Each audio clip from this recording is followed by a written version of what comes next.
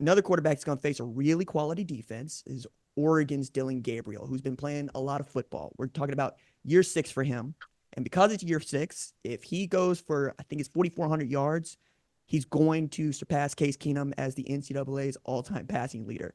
To which, if I'm Case, I'm going, hey, dog, I got 4 years. He got 6. What are we doing here? You know? And I think Dillon would be the first person to say that. However, one of the things that I think separates him, at least in this sport, is his ability to get the ball out of his hands quickly and to know exactly where he wants to go so that the offensive line doesn't seem to have to do that much work. But I am curious what you see when you watch Dillon Gabriel play quarterback. I'm probably a little bit biased in terms of Dylan because got the opportunity to spend some time around him this past off season at Elite 11, and he's just such a great person, right? But those are the same things that allow him to be such a good quarterback because he's a great leader of men. Guys rally behind him.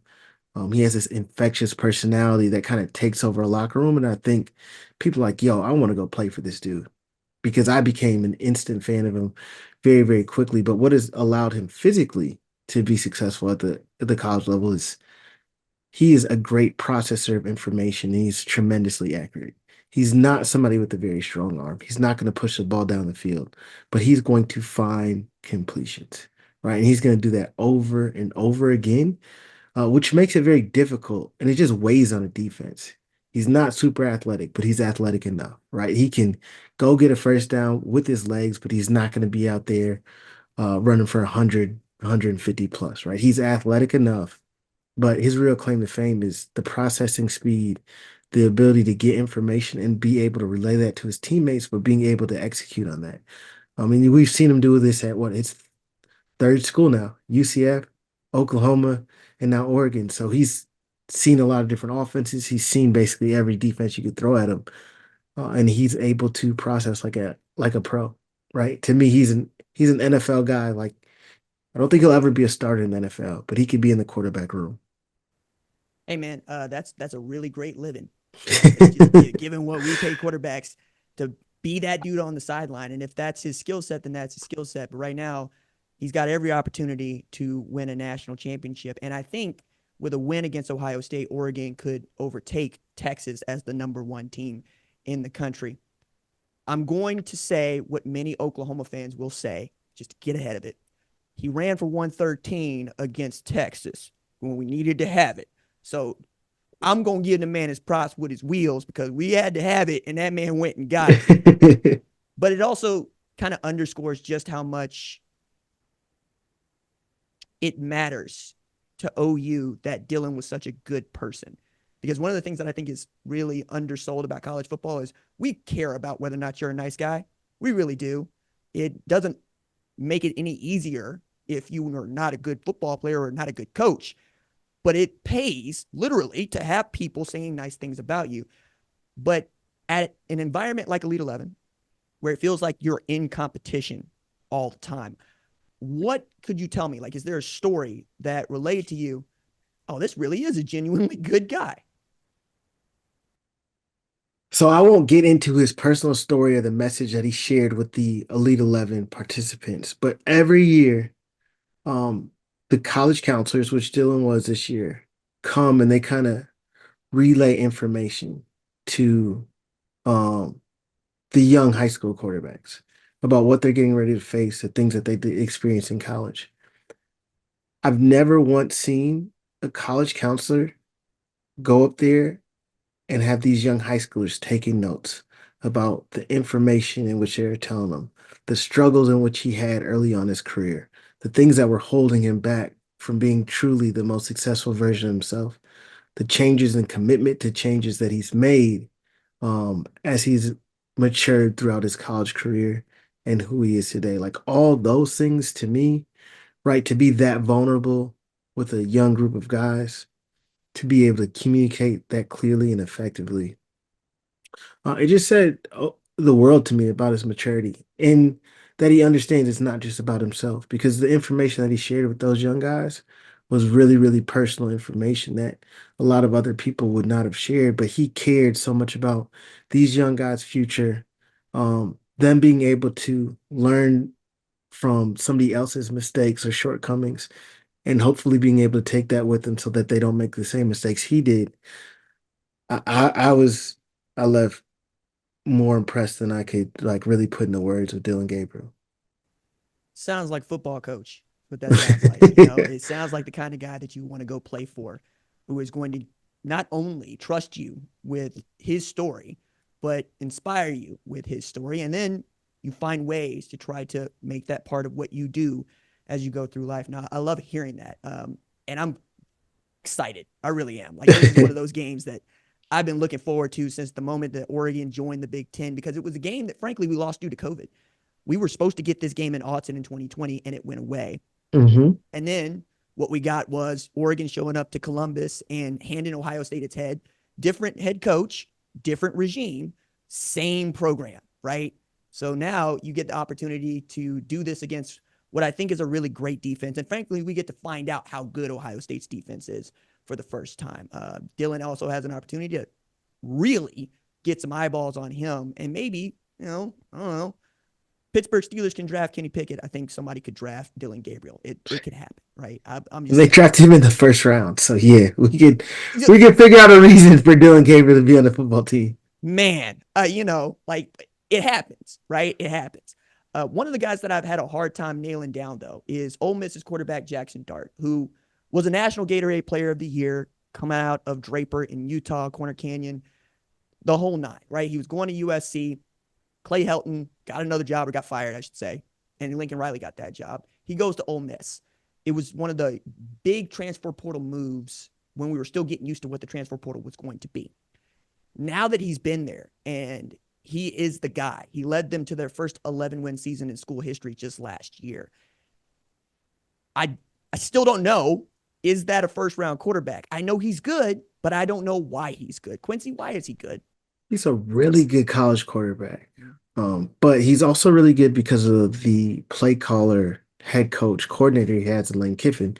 There's there's a few coaches out there who always put their quarterback in advantageous positions, and he's one of them. Lane Kiffin does a tremendous job calling plays, calling offenses, but that doesn't always necessarily lead to quarterback development because they do such a good job in terms of their scheme and getting guys open. And Jackson is someone who's like a really talented for college, right? And I think that he is a great college quarterback, but I don't see him as a first round quarterback. There's nothing about his game that has allowed me to see him work through progressions, start his eyes on one side of the field and work his wide eyes to the next side of the field and still find a completion. Much to me like Mitch Trubisky. Mitch Trubisky still went second or whatever that was overall in that draft when he went to the Chicago Bears. But I think teams have done a better job in terms of evaluating the position and understanding what is important, right? Because those one read quarterbacks who see one thing and are able to make great throws, that can really work and propel you to a great college career. But it's not something that allows you to have sustained success in the NFL. And it's very difficult for you to draft somebody in the first round if they don't have that skill set. I'm going to ask this sincerely. Knowing what we saw from Jaden Daniels last year, one of the things that we said, I know I said it, right, is, well, when you throw into free shows in Brian Thomas Jr. and Malik Neighbors, life is a lot easier for you. He's throwing to freak shows, particularly Tre Harris. And I wonder, how many times is it that Tre Harris wins, and how many times is it that Jackson has to go somewhere else with the ball? I mean, Tre Harris is an absolute monster on the football field. So I think many of the times, like we can start our eyes there in the progression, and he's gonna just win. And I don't have to think about anything else. I have to give him a good catchable ball, and that'll allow me a level of success. What I saw a lot more from Jaden in comparison to Jackson is there would be a lot of double coverage on neighbors, right? And he would have to work somewhere else with his eyes. But like Jackson, he wanted to go there. And I think that we're going to see that throughout the season, right? So I'm not saying that Jackson does not have an opportunity to like change our mind on his ability or his talent, because as we get through this SEC season, he'll get more and more of that. And it will get a true test on is he able to do these things. And I think that it's going to be beneficial to him as a quarterback process, but let's see if it's going to be beneficial to Ole Miss as they're trying to compete for SEC championship. Do you ever consider that some of the defenses that, at least from a schematic standpoint, that some of these colleges are fielding are on the same plane as an NFL team? I'm asking that because I watched what Kentucky was able to do to get Jackson Dart. I watched what Oklahoma and then Arkansas were able to do to Nico Iamaleava and down the line. Some of these defenses are really good, but I wonder how comparable they are to what you might see in the NFL. I think that there's some teams that do things that are really comparable. Like even the highlight we showed with Michigan's defense versus Texas. That is an NFL scheme, right? You're not going to get much more complex than that, like double mug or a six walk around guys at the line of scrimmage and then getting to a two high shell defense from there. So that's the things that we're seeing be successful in the NFL, like with the Minnesota Vikings. So you can see a lot of really NFL style defenses. You're not going to see the same level of talent or speed that make windows close as fast in college as we're going to see in the NFL consistently. So that's really the change. It's the internal clock and the ability to anticipate those changes.